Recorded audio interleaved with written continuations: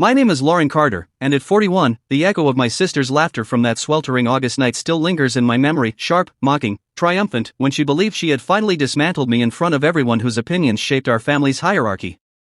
The Riverside Country Club's charity gala was meant to honor our father's retirement, celebrating his 30 years as principal at the local high school. It was exactly the kind of gathering where distant relatives materialized with polished smiles, slipping in backhanded compliments while quietly assessing who had met expectations and who had stumbled. For months, I dreaded it, certain Brooke would seize the stage to reaffirm the family's collective disappointment in me. I hovered by the silent auction tables, glass of wine in hand, watching her preside near the dessert display. At 38, Brooke had perfected the illusion of effortless elegance, honey blonde hair swept into a precise updo, a navy dress sculpted to emphasize the toned figure she maintained through almost religious devotion to her Pilates sessions. She had married her college sweetheart, a thriving cardiologist, and resided in a sprawling colonial estate complete with a circular driveway and a 3-car garage. She was, in short, the embodiment of what our parents had envisioned in a daughter. And then there was me, someone who had taken a harder, lonelier path. While Brooke pledged her sorority and majored in communications, I entered West Point, learning to lead troops into combat zones most people couldn't identify on a globe.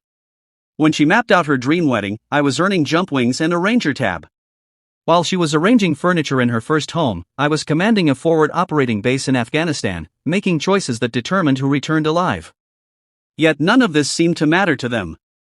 In their eyes, I was simply the unmarried daughter who had spent 2 decades playing soldier, ending up with nothing but a modest apartment, a decade-old truck, and a career unfit for dinner party boasting.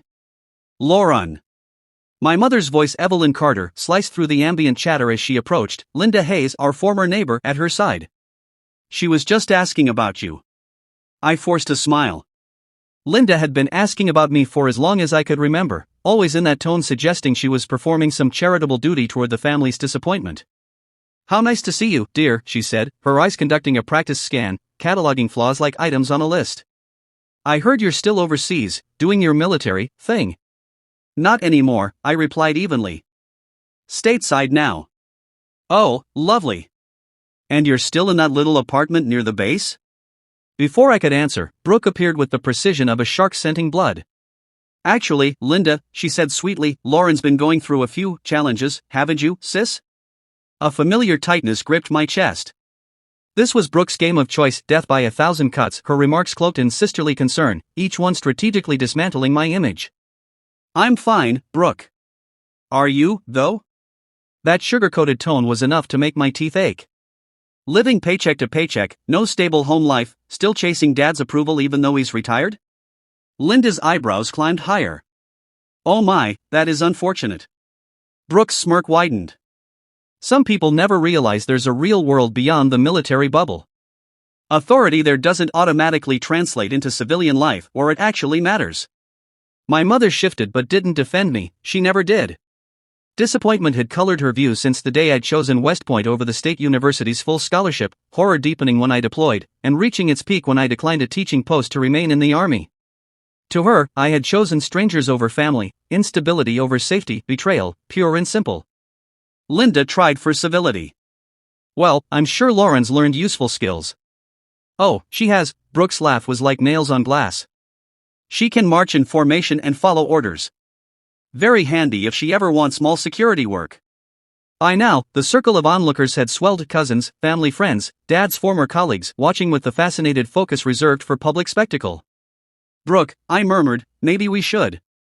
Should what? She pounced. Pretend 20 years in uniform equals a real job? Pretend that playing dress-up and camouflage prepared you for anything significant?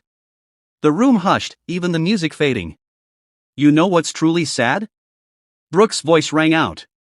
She still thinks dad's proud of her. Still believes all those years trying to be the son he never had meant something. But dad's been retired 6 months. And where is she? Alone in a tiny apartment. No husband.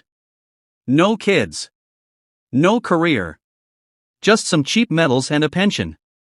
Her words landed like body blows, each aimed at my deepest doubts, the fear that maybe she was right.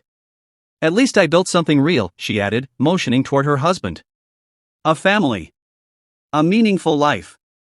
Not some fantasy of importance. Richard Carter appeared at the edge of the group, his face grave. I hoped he might intervene. Instead, he looked at me with something closer to pity. Girls, this isn't the place. But Brooke wouldn't stop. Lauren will never admit she chose wrong. She'll go on pretending her little army stint mattered. But we all know better. 50 pairs of eyes bore into me. This was her masterstroke, a calculated public dismantling of her sister. I took a long breath, feeling that same cold clarity I'd known before combat. You're right about one thing, Brooke, I said quietly. I've been playing a part. She smiled in victory. Finally. The part of the family disappointment, I continued, the sister who never measured up. But you're wrong about something important. Her brow furrowed. You said Dad's been retired for 6 months. He hasn't. Confusion flickered. Of course he has, his party was in May. He retired from teaching, I agreed. But he's been working for me since June. A murmur rippled through the group.